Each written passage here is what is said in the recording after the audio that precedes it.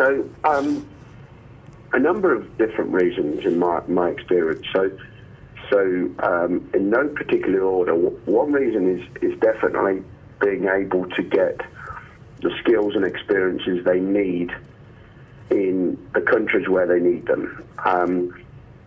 Clearly, in oil and gas industry, not all of the countries where developments take place have the necessary skills, particularly in terms of taking an exploration opportunity all the way through to a fully operating facility.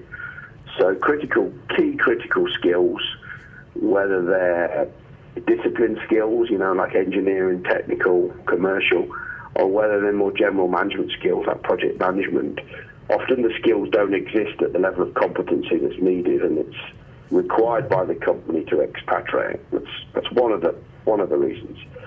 The second reason is one around risk management and risk mitigation.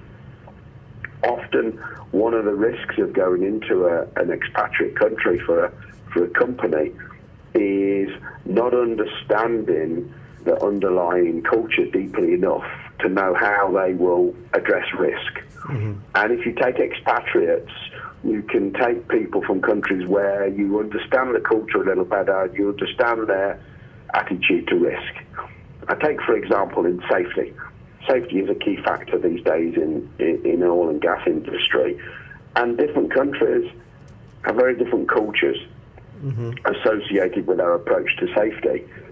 If you have a particular company culture, you can expatriate people who assign to your attitude and approach to risk on safety and feel that you've got a better chance of managing it, controlling it with those people in the location rather than relying on developing the local culture. Okay, that's a second reason. Okay.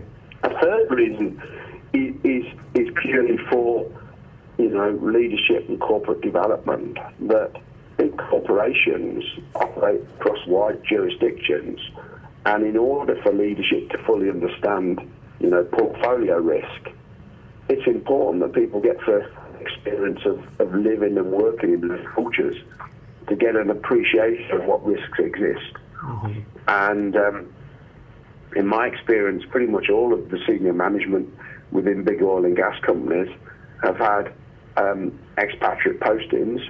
It is certainly a development requirement.